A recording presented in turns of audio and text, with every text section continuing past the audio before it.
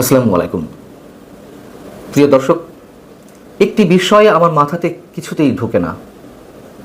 রাস্তার টোকাই থেকে শুরু করে এনসিপি কিংবা এ ধরনের আরও কয়েকটি রাজনৈতিক দলের নেতারা তারা কথায় কথায় ক্যান্টনমেন্ট গুড়িয়ে দেওয়ার হুমকি দিচ্ছে। সরকারের বিশেষ একটি স্পর্শকাতর শক্তিশালী বাহিনীকে কথায় কথায় ভেঙে ফেলার হুমকি প্রদর্শন করছে। সেনাবাহিনী কি সত্যিই আসলে এতটা হালকা হয়ে গেল? যদি তাই হয়ে থাকে, তারা হালকা করলো। আওয়ামী লীগ সরকারের সময় সামরিক গোয়েন্দা সংস্থা ডিজিএফআই এর অতি উৎসাহী কিছু শীর্ষ কর্মকর্তা তারা অবশ্যই মাত্রা অতিরিক্ত বাড়াবাড়ি করেছে, যার শিকার আমি নিজেও। আমরাও তো ডিজিএফআই এর সমালোচনা করেছি, কিন্তু এই ভাষায় আমাদেরকে সরকারের দালালি করার জন্য নানানভাবে চাপ প্রয়োগ করত, বিভিন্নভাবে। আমরা নত হইনি, সমালোচনাও করেছি, গত 1 বছর ধরেও নানান প্রসঙ্গে সমালোচনা করেছি।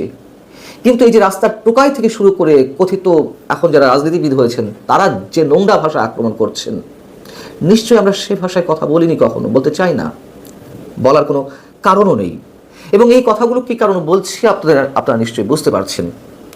জাতীয় নাগরিক কমিটির শীর্ষ নেতারা, বিশেষ করে নাসিরউদ্দিন পাটোয়ারি, গত মঙ্গলবার তাদের অন্যতম উইং জাতীয় যুবশক্তির সম্মেলনে যে মন্তব্য করলেন আপনারা নিশ্চয়ই শুনেছেন, আমি তারপরে একটু বলি।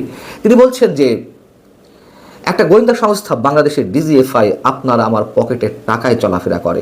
তারা কত টাকা খরচ করে বাংলাদেশের মানুষ জানতে পারে না। তাদের কোনো দায়িত্ববোধ নেই, জবাবদিহিতা নেই, স্বচ্ছতা নেই। তাদের একটাই কাজ মানুষকে ভয় ভীতি প্রদর্শন করা। কিছু হলেই আয়নাঘরে তুলে নিয়ে যাই, আপনাদের আয়নাঘর আমরা ভেঙে দিয়েছি। সামনে যদি এই ধরনের প্রচেষ্টা করা হয়, আমরা আয়নাঘর কেন, ডিজিএফআই এর হেডকোয়ার্টার ভেঙে দেব। যথেষ্ট সহ্য করেছি। বাংলাদেশে যদি ডিজিএফআই থাকতে হয়, অবশ্যই এটার সংস্কার করতে হবে। নাসিরউদ্দিন পাটোয়ারি মনে হচ্ছে যে সেনাপ্রধানের দায়িত্ব নিয়েছেন। আর নতুন করে ডিজিএফআই কাকে ভয় ভীতি প্রদর্শন করলো, কাকে তুলে নিয়ে গেল? অন্তত গত 1 বছর তো আমরা সেনাবাহিনীর পক্ষ থেকে কিংবা ডিজিএফআই পক্ষ থেকে এ ধরনের কোনো তাদের বিরুদ্ধে এ ধরনের কোনো অভিযোগের কথা শুনিনি। বরং যা করে আসছে সেটির কারণেই, যথেষ্ট শালীনতার পরিচয় দেওয়ার কারণেই সেনাবাহিনী বিতর্কের মুখেও পড়েছে। তাহলে প্রশ্ন হচ্ছে যে সেনাবাহিনী কি আসলে এদের ছাড় দিয়ে যাচ্ছে বিশেষ কোনো দুর্বলতার জায়গা থেকে, নাকি এই বাহিনীর ধৈর্য ধরছে, শেষ পর্যন্ত দেখতে চাইছে কারা কদ্দূর যায়, নাকি সত্যিই সেনাবাহিনী কোনো বিশেষ ষড়যন্ত্রের মধ্যে পড়েছে? আমার ধারণা সেনাবাহিনী কাউকে ছাড়বে না। দেশের সার্বভৌমত্ব এবং প্রতিরক্ষার প্রতীক এই বাহিনী নিজেকে শেষ করতে পারে না, কোনো অবস্থাতেই না। এবং হঠাৎ করে, যেহেতু গত 1 বছরে কিছু ঘটেনি, হঠাৎ করে এনসিপি নেতাদের এই যুদ্ধংদেহী মনোভাবের কারণ কি? তারা নিজেরাই তো জানে তাদের জনপ্রিয়তা কোথায় গিয়ে ঠেকেছে। তারপরও এই হুঙ্কার হুঁশিয়ারির বিশেষ উদ্দেশ্যটি কি? গোপালগঞ্জে যে রণক্ষেত্রের সৃষ্টি হলো, যেভাবে তাদেরকে এসিপিতে করে তাদের জীবন রক্ষা করলো, তাদের হয়ে বিভিন্ন ধরনের বিতর্কিত বিভিন্ন ধরনের কর্মকাণ্ডে সেনাবাহিনী নিজেকে জড়িয়ে ফেললো, যথেষ্ট সমালোচনার শিকার হয়েছে সেনাবাহিনী। এরপরে ফরিদপুরে, কক্সবাজারে বিভিন্ন স্থানে তাদেরকে যে প্রোটোকল দিল, এসব কারণে তো যেটি বাস্তবতা, বেশ খানিকটা হলেও সেনাবাহিনী বিতর্কের মুখে পড়েছে। এবং তারপর পরে আমরা দেখলাম সার্জিস আলমের মতন শীর্ষ নেতারা এই দলটির, তারা সেনাবাহিনীর ভূয়সী প্রশংসায় মেতে উঠল। সেনাপ্রধান শুরু থেকেই জুলাই যোদ্ধাদের পাশে রয়েছে, সেনাবাহিনীর শুরু থেকেই জুলাই যোদ্ধাদের মধ্যে যারা আহত হয়েছেন তাদের চিকিৎসার জন্য পরিপূর্ণভাবে সহযোগিতা করছে, স্বাস্থ্য মন্ত্রণালয়ের সঙ্গে ওতপ্রোতভাবে তারা সহযোগিতা করছে, ইত্যাদি ইত্যাদি আরও অনেক কিছু। তাহলে তারা হঠাৎ করে এরকম জ্বলে উঠলো কেন? এইভাবে কেন আগুন জ্বেলে দিল ডিজিএফআই এর বিরুদ্ধে? তাহলে কি অন্য কিছু ঘটতে যাচ্ছে? এদিকে বাংলাদেশে নিযুক্ত মার্কিন ভারপ্রাপ্ত রাষ্ট্রদূত ট্রাসি জ্যাকবসনের সঙ্গে তারা বৈঠক করল সোমবার।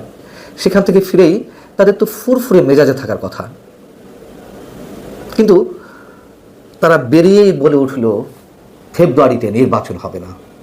নির্বাচন যে হবে না এটি তো আমি অনেক আগে থেকেই বলে আসছি, স্পষ্টভাবে বলে আসছি, নির্বাচন হবে না। তো তারা বলছে যে নির্বাচন হবে না, তার মানে কি আমরা ধরে নেব যুক্তরাষ্ট্রকেও তারা ম্যানেজ করে ফেলেছে, অথবা যুক্তরাষ্ট্র নিজ থেকেই তাদেরকে বলেছে, আশ্বস্ত করেছে না নির্বাচন হবে না, যেহেতু নির্বাচন না হলে তাদেরই লাভ। আবার জাতীয় ঐকমত্য কমিশনের শীর্ষ কর্তা ব্যক্তি ডক্টর আলী রিয়াজের সঙ্গে বৈঠক হয়েছে ট্রাসি জ্যাকবসনের।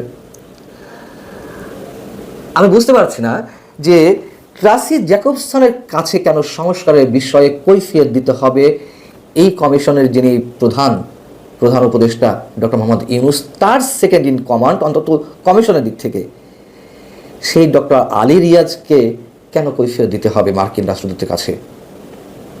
অধ্যাপক আলী রিয়াজ গণমাধ্যমকে যেটি বলেছেন যে চলমান সংস্কার এবং তার অগ্রগতি নিয়ে যুক্তরাষ্ট্র জানতে চেয়েছে এবং দূতাবাসের আমন্ত্রণে আমরা গিয়েছিলাম। আবার কমিশনের আরেক প্রভাবশালী সদস্য ডক্টর বদিউল আলম মজুমদার তিনি বলছেন যে কমিশনের সহসভাপতি আলী রিয়াজ গিয়েছিলেন সংস্কার কার্যক্রমের বিষয়ে আলোচনা করতে। তার মানে কি বোঝা গেল? আমন্ত্রণ এগুলো ফালতু কথা। অর্থাৎ ডেকেছে, সুরসুর করে গিয়েছে, গিয়ে কৈফিয়ত দিয়ে এসেছে। কিন্তু সমীকরণ তো বলছে ডক্টর ইউনূসের প্রয়োজনীয়তা ফুরিয়ে এসেছে মার্কিন যুক্তরাষ্ট্রের কাছে, এবং সমীকরণ যা বলছে এখনো পর্যন্ত আমার যা জানা তা মোটামুটি ঠিকই আছে।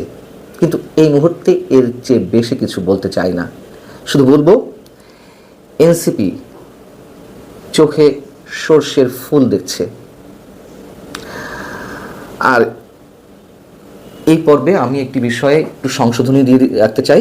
আমি মঙ্গলবার যে একটি কন্টেন্ট করেছিলাম ভারতের আনন্দবাজার পত্রিকা রেফারেন্স দিয়ে সেনাবাহিনী সম্পর্কে, এবং সেটি শুধু আনন্দবাজার নয়, মোটামুটি আমাদেরও অনেকে জানেন, সাবেক 3 শীর্ষ কর্মকর্তা সেনাবাহিনীর তারা অনেক কিছু করার চেষ্টা করছেন, অনেক ঘটনার নেপথ্য থেকে তারা কলকাঠি নাড়ছেন। তাদের মধ্যে একজন সাবেক সেনাপ্রধান জেনারেল ইকবাল করিম ভূঁইয়া, সাবেক ব্রিগেডিয়ার জেনারেল আবদুল্লাহ হিল আমান আজমি, এবং আরেকজন হচ্ছেন সাবেক বা অবসরপ্রাপ্ত মেজর জেনারেল রেজ্জাকুল হায়দার চৌধুরী, যিনি 10 ট্রাক অস্ত্র মামলার আসামি।